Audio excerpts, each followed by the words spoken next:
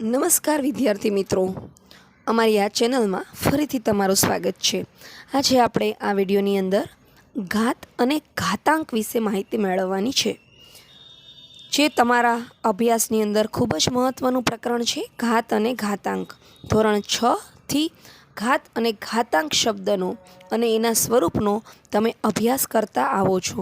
તો આજે આપણે એના જે પાયાની માહિતી કહેવાય ત્યારથી આપણે શરૂ કરી અને આ વિડીયોની અંદર ઘાત અને ઘાતાંકના નિયમો પણ આપણે જોઈશું। તો સૌથી પહેલાં આપણે જોઈએ પ્રસ્તાવના। શું તમે જાણો છો કે પૃથ્વીનું દળ કેટલું છે? પૃથ્વીનું દળ છે, જુઓ કેટલી મોટી સંખ્યા છે, 5970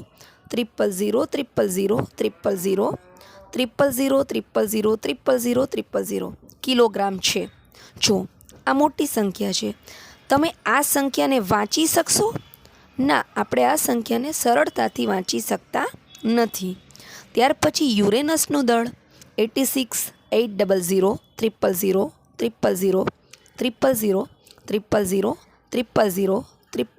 એન્ડ 000 કિલોગ્રામ છે। કોનું દળ વધારે છે, પૃથ્વીનું કે યુરેનસનું? આટલી મોટી સંખ્યાની તમારે સરખામણી કરવાની છે। તો શું તમે આ સંખ્યાને વાંચી શકો છો? આવી મોટી સંખ્યાને આપણે નહીં તો સરળતાથી વાંચી શકતા કે ન તો આપણે એની સરળતાથી સરખામણી કરી શકતા। તો આ એટલી મોટી સંખ્યા છે કે જે વાંચવા, સમજવા અને સરખામણી કરવામાં મુશ્કેલ છે। આ સંખ્યાને સરળતાથી વાંચવા, સમજવા અને તેમની સરખામણી કરવા માટે ઘાતાંકનો આપણે ઉપયોગ કરીશું। હવે તમને ખ્યાલ આવ્યો હશે કે આપણે ઘાતાંકનો ઉપયોગ કઈ રીતે કરીએ છીએ। તો મોટી સંખ્યાઓ છે જેને આપણે સરળતાથી વાંચી શકતા નથી, સમજી શકતા નથી અને તેની સરખામણી કરવી પણ મુશ્કેલ હોય છે, ત્યારે આવી સંખ્યાઓની સરખામણી કરવા માટે આપણે ઘાતાંકનો ઉપયોગ કરીએ છીએ। હવે આગળ પહેલાં આ ચેપ્ટરમાં જે થિયરી આવે છે એ આપણે સમજી લઈએ। જુઓ, આ માહિતી તમારે યાદ રાખવાની છે, આ નિયમો તમારે યાદ રાખવાના છે। અહીંયા જેને કહેવાય ઘાત અને ઘાતાંકની શરૂઆત જ્યાંથી થાય છે, પાયાની માહિતી એ બધી જ આ વિડીયોની અંદર લીધી છે। તો સૌથી પહેલાં આપણે થિયરીની અંદર જોઈએ, મોટી સંખ્યાને ટૂંકમાં દર્શાવવા માટે ઘાતાંકનો ઉપયોગ થાય છે। હમણાં જેમ પ્રસ્તાવનામાં આપણે જોયું એ રીતે કોઈ પણ મોટી સંખ્યાને તમારે ટૂંકમાં દર્શાવવી હોય તો આપણે ઘાતાંકનો ઉપયોગ કરીએ છીએ। એટલે કે સંખ્યાને આપણે ઘાત સ્વરૂપે, ઘાતાંકીય સ્વરૂપ આપીને એની સરખામણી કરીએ છીએ। ત્યાર પછી છે એમ, એના પર એન। એમાં આ રીતે તમને સ્વરૂપ આપેલું હશે, જ્યાં અહીંયા એમ હશે અને અહીંયા ઉપર સાઈડમાં એન લખેલો હશે। તો આવી સંખ્યાની અંદર જ્યાં એમ છે આને કહેવાય છે આધાર અને આ ઉપર જે એન લખેલો છે એને કહેવાય છે ઘાતાંક। એટલે આ રીતે સંખ્યાની અંદર એમ છે એ આધાર છે અને એન છે એ ઘાતાંક છે। ઘાતાંક એટલે ઘાતનો અંક, ઉપર જે આપેલું હોય એને ઘાત કહેવાય અને એ ઘાતના અંકને કહેવાય છે ઘાતાંક। ત્યાર પછી આપણે જોઈએ, જેમ કે અહીંયા 10ની ઉપર 4 ઘાત આપેલી છે, તો આમાં 10 એના પર આપેલું છે 4, તો 10ને કહેવાય છે આધાર અને 4ને કહેવાય છે ઘાતાંક। તો આને કઈ રીતે લખીશું? તો જુઓ, 10ની ઉપર 4 ઘાત છે તો આપણે 10ને 4 વખત લખીશું। કયા સ્વરૂપે? ગુણાકારના સ્વરૂપમાં। એટલે કે 10 × 10 × 10 × 10। તેમાં 10 છે એ આધાર છે અને 4 છે એ ઘાતાંક છે, તેને 10ની 4 ઘાત છે એમ આપણે બોલીએ છીએ। ત્યાર પછી આપણે જોઈએ 10ના પર 4 ઘાત એ 10 × 10 × 10 × 10, એટલે કે 10નો 4 વખત ગુણાકાર એના બરાબર 10,000 દર્શાવે છે અને એનું ઘાતાંકીય સ્વરૂપ છે 10ની ઉપર 4 ઘાત। ત્યાર પછી ઘાતને ચોક્કસ નામ હોય છે। કોઈ પણ સંખ્યાની ઉપર જ્યારે સંખ્યા દર્શાવેલી હોય ત્યારે આપણે એને ઘાત કહીએ છીએ। તો અમુક ઘાતને ચોક્કસ નામ હોય છે. જેમ કે તમને ખબર છે ધોરણ 5 અને ધોરણ 6ની અંદર આપણે વર્ગ અને વર્ગમૂળ કરતા હતા, ઘન અને ઘનમૂળ પણ જોયેલા હતા. સામાન્ય વિડીયોની અંદર આપણે જોયું છે, બેઝિક મેથ્સના વિડીયોની અંદર આપણે વર્ગમૂળ, વર્ગ, ઘન અને ઘનમૂળ આ બધું જોયેલું છે. તો આ રીતે ઘાતાંકને ચોક્કસ નામ હોય છે. જેમ કે અમુક ઘાતને ચોક્કસ નામ હોય છે. જે એમની ઉપર 2 ઘાત હોય તો આને આપણે કહીએ છીએ એમનો વર્ગ. શું કહીએ છીએ? એમનો વર્ગ. એવી જ રીતે એમના પર જો 3 ઘાત આવેલી હોય તો આપણે એને એમનો ઘન એમ કહીએ છીએ. ત્યાર પછી આપણે જોઈએ આધાર. હમણાં આપણે આધાર વિશે સમજ્યા અને ઘાતાંક વિશે પણ સમજ્યા. તો હવે આપણે જોઈએ આધાર. જ્યારે ઋણ સંખ્યા હોય અને ઘાતાંક છે એ યુગ્મ એટલે કે બેકી સંખ્યા હોય તો તેનો જવાબ ધન સંખ્યા આવે. કઈ રીતે? જુઓ, તમને દાખલાની અંદર આ રીતે આપેલું હોય આધાર એટલે કે અહીંયા આધાર કહેવાય અને આ આધાર છે એ તમારી ઋણ સંખ્યા છે, બરાબર છે, અને એના પર જે ઘાત આપેલી છે એ બેકી સંખ્યા છે, યુગ્મ સંખ્યા છે. યુગ્મ અને બેકી સંખ્યા કોને કહેવાય? કે 2, 4, 6, 8 અને 0 આ બધી બેકી સંખ્યા કહેવાય. એમાં અહીંયા જુઓ આ 2 છે બેકી સંખ્યા છે, તો અહીંયા આધાર છે એ ઋણ સંખ્યા છે અને ઘાતાંક છે એ બેકી સંખ્યા છે.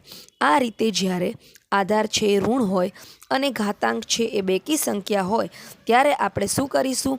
-5 એને ગુણ્યા -5. આનો અર્થ શું થાય છે કે -5ને તમે 2 વખત ગુણાકાર કરો.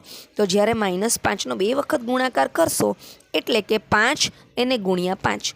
5 ગુણ્યા 5 એટલે પાયો 25 થશે અને પાયો 25 આવી ગયો, પણ એની નિશાની કેવી થઈ જશે? પ્લસની, કારણ કે અહીંયા ઘાતાંક છે એ બેકી સંખ્યા છે.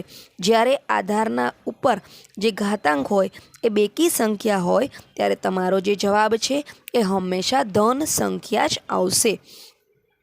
જુઓ અહીંયા બતાવેલું પણ છે, કોઈ પણ સંખ્યા એમ હોય અને એ ઋણ સંખ્યા હોય અને એના ઉપર જો બેકી સંખ્યા હોય તો તમારો જવાબ આવશે પ્લસમાં આવશે.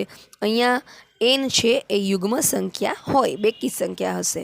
એવી જ રીતે તમારો આધાર છે એ ઋણ સંખ્યા હોય અને તમારો ઘાતાંક છે એ એકી સંખ્યા હોય, અયુગ્મ હોય, તો તમારો જે જવાબ છે એ ઋણ સંખ્યા આવે. દાખલા તરીકે જુઓ, અહીંયા આપણો આધાર છે ઋણમાં છે અને આપણી ઘાતાંક છે એ એકી સંખ્યા છે, તો તમારો જવાબ છે એ ઋણમાં આવશે, બરાબર. એટલે કે ઘાતાંક જો તમારો એકી સંખ્યા હોય અને આધાર ઋણ સંખ્યા હોય તો તમારો જવાબ ઋણમાં આવશે.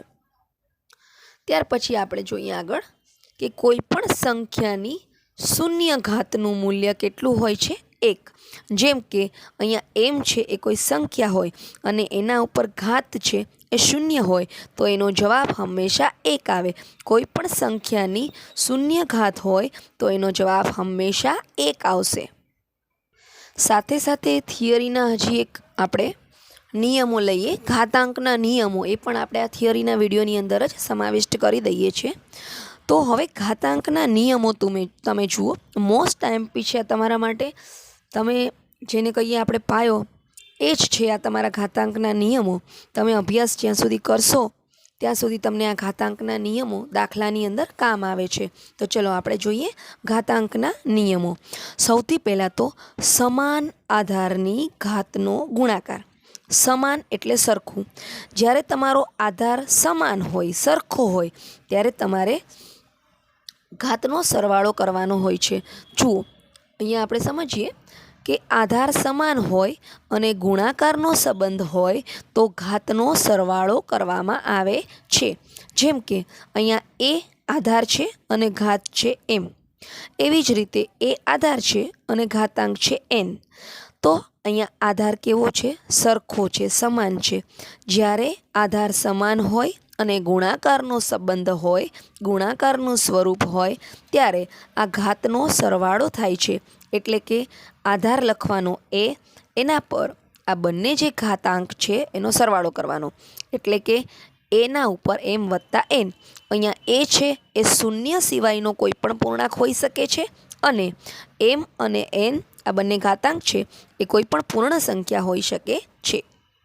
એક્ઝામ્પલ લઈએ આપણે તો જુઓ, અહીંયા આધાર તરીકે 2 છે, ઘાતાંકમાં 3 છે, એને ગુણાકારનો સંબંધ છે, આધાર તરીકે 2 છે, ઘાતાંક 4 છે. તો જુઓ, અહીંયા આધાર સમાન છે, ગુણાકારનો સંબંધ છે, તો બંને ઘાતનો શું થશે? સરવાળો થશે. એટલે આધાર એક વખત લખવાનો અને ઉપર ઘાતનો સરવાળો કરવાનો, એટલે 3 ને 4 થશે 7. તો અહીંયા 2 પર 7 ઘાત એવું આવશે. ત્યાર પછી બીજો નિયમ આપણે જોઈએ, સરખા આધાર પર ઘાતાંકોનો ભાગાકાર. આધાર સમાન હોય અને ભાગાકારનો સંબંધ હોય તો તમારે ઘાતની બાદબાકી કરવી પડે. જેમ કે એ કોઈ શૂન્ય સિવાયનો પૂર્ણાંક છે અને એના પર એમ છે, ભાગ્યા એના પર એન ઘાત છે. તો આધાર સમાન છે અને ઘાત છે એમ અને એન, એમાં એમ અને એન છે એ કોઈ પણ પૂર્ણાંક સંખ્યા હોઈ શકે છે, જ્યાં એમની કિંમત એન કરતાં મોટી હોય તો જ તમે બાદબાકી કરી શકો. અહીંયા એમ છે એ એન કરતાં મોટી સંખ્યા હશે, એટલે કે આધાર સમાન હોય અને ભાગાકારનો સંબંધ હોય તો આપણે એના ઘાતાંકની બાદબાકી કરીશું. એક્ઝામ્પલ જોઈએ આપણે, અહીંયા આધાર છે x પર 6 ઘાત ભાગ્યા x પર 4 ઘાત. તો ભાગાકારનો સંબંધ છે, આધાર સમાન છે, તો ઘાતની શું કરીશું? બાદબાકી. અહીંયા જે એમ છે એની ઘાત હંમેશા એન કરતાં મોટી હોવી જોઈએ. ત્યાર પછીનો આપણે નિયમ છે ઘાતનો ઘાત. એટલે અહીંયા ઘાતની પણ ઘાત આપેલી હોય ત્યારે તમે શું કરશો? તો કોઈ પણ શૂન્ય સિવાયનો પૂર્ણાંક એ હોય અને એમ અને એન કોઈ પૂર્ણ સંખ્યાઓ આપેલી હોય તો, એટલે જુઓ, અહીંયા એ છે શૂન્ય સિવાયનો કોઈ પૂર્ણાંક છે, એના પર એમ છે ઘાત છે, ત્યાર પછી કમ્પલસરી અહીંયા કાઉન્સ કરેલો હોવો જોઈએ અને એના ઉપર એન ઘાત છે. તો આને તમે શું કરશો? આધાર તરીકે એ લખવાનું અને આ બંને જે ઘાતાંક છે એનો ગુણાકાર કરીશું. બરાબર. એક્ઝામ્પલ, એક્સના પર 2 ઘાત છે, કાઉન્સ કરેલો છે અને એના ઉપર 6 ઘાત છે, સોરી અહીંયા 5 ઘાત છે. તો આપણે શું કરીશું? આ બંને ઘાતનો કરીશું ગુણાકાર, એટલે કે એક્સના ઉપર 2 ગુણ્યા 5, એક્સની 10 ઘાત થશે. આ જ નિયમો તમારે દાખલાની અંદર પણ ઉપયોગ કરવાના છે. જોઈએ ચોથો દાખલો, ચોથો નિયમ, સરખા ઘાતાંકના ઘાતનો ગુણાકાર. હવે સરખા ઘાતાંક, અત્યાર સુધી આપણે આધાર વિશે જોયું, હવે જોઈએ ઘાતાંક વિશે. જ્યારે ઘાતાંક સમાન હોય તો ગુણાકારમાં આધારનો ગુણાકાર થાય છે અને ઘાત સમાન રહે છે. જુઓ, અહીંયા આધાર તમારા બદલાઈ જશે પણ ઘાતાંક છે એ સમાન રહેશે, એટલે કે એના પર એમ ઘાત એને ગુણ્યા બીના પર એમ ઘાત. ઘાતાંક સમાન છે તો તમારે આધારનો શું કરી દેવાનો? ગુણાકાર. જો ફરીથી ઘાતાંક સમાન હોય, ગુણાકારનો સંબંધ હોય તો આપણે આધારનો ગુણાકાર કરીશું. આધાર એટલે એ ગુણ્યા બી અને આખા ઉપર એક સમાન ઘાત એમ મૂકી દેવાની. આ રીતે જ્યાં એ અને બી છે એ શૂન્ય સિવાયના કોઈ પણ પૂર્ણાંક હોઈ શકે છે અને એમ એ કોઈ પૂર્ણ સંખ્યા હોય છે. એક્ઝામ્પલ જોઈએ આપણે, 3ની ઉપર 4 ઘાતાંક એને ગુણ્યા 2ની ઉપર 4 ઘાતાંક. તો કઈ રીતે થશે? 3 ગુણ્યા 2 એના ઉપર 4 ઘાત બરાબર 6ના ઉપર 4 ઘાત. પડી ખબર તમને? અહીંયા ઘાતાંક છે એ સમાન છે, આધારનો આપણે ગુણાકાર કર્યો અને ઘાતાંક છે એક જ વખત લખવાનું. ત્યાર પછી આપણે જોઈએ સરખા ઘાતાંકવાળી સંખ્યાઓનો ભાગાકાર. ઘાતાંક સમાન હોય અને ભાગાકારનો સંબંધ હોય તો શું કરવાનું? તો ઘાતાંક સમાન હોય અને ભાગાકાર હોય તો આધારનો ભાગાકાર થાય અને ઘાત છે એ સમાન રહેશે. જુઓ, જેમ કે એની ઉપર એમ ઘાત છે ભાગ્યા બીની ઉપર એમ ઘાત છે. અહીંયા ઘાતાંક છે એ સમાન છે અને આધાર છે એ જુદા જુદા છે, તો તમે શું કરશો? ભાગાકારનો સંબંધ છે એટલે એના ઉપર એમ ઘાત, એના છેદમાં બીના ઉપર એમ ઘાત, કૌંસ કરી દેવાનો, એ અને બી ભાગાકારના સ્વરૂપમાં લખી દેવાના. કાઉન્સ ઉપર તમારે એક જ વખત એમ લખવાનો હોય. એક્ઝામ્પલ આપેલું છે 3ની ઉપર 6 ઘાત ભાગ્યા 4ની ઉપર 6 ઘાત બરાબર બંને ઘાતાંક સરખા છે એટલે કે 3/4 આખા કાઉન્સની ઉપર આવશે એક જ વખત ઘાત 6. આ રીતે તમારે નિયમો છે. ત્યાર પછી આપણે જોઈએ ઘાતાંક શૂન્ય સાથેની સંખ્યા. કોઈ પણ ઘાતાંક શૂન્ય હોય, કોઈ પણ સંખ્યા સાથે એની ઘાતાંક શૂન્ય હોય એટલે અહીંયા જુઓ એના ઉપર શૂન્ય ઘાત આવેલી છે તો એનો જવાબ આવશે 1. જ્યાં એ છે એ કોઈ પણ શૂન્ય સિવાયનો પૂર્ણાંક હશે અને શૂન્ય સિવાયની કોઈ પણ સંખ્યાના ઘાતની કિંમત 1 હોય છે. એટલે કે જેની ઘાત શૂન્ય હોય એ સિવાયની કોઈ પણ સંખ્યા હોય, જેમ કે અહીંયા 5 લખેલું છે તો 5ના ઉપર કોઈ ઘાત નથી તો આપણે કેટલી ઘાત લખીએ છીએ? 1. એક ઘાત છે લખવાની જરૂર નથી અને ફક્ત આપણે 5 સ્વરૂપે દર્શાવીએ છીએ. ગણિતના નિયમ પ્રમાણે જે વસ્તુ લખવાની જરૂર નથી એ આપણે લખવાની પણ નહીં. 5ની ઉપર કંઈ ન હોય તો એક જ ઘાત હોય એટલે એક ઘાત લખવાની આપણે જરૂર હોતી નથી. તો આ છે આપણા ઘાતાંકના નિયમો. તમે આ નિયમો બરાબર સમજો તો આ ચેપ્ટરની અંદરના દાખલા પણ તમે સરળતાથી કરી શકશો. બરાબર, તો આજનો વિડીયો અહીંયા સુધી જ. પછીના વિડીયોની અંદર આપણે દાખલા જોઈશું. બરાબર, નમસ્કાર.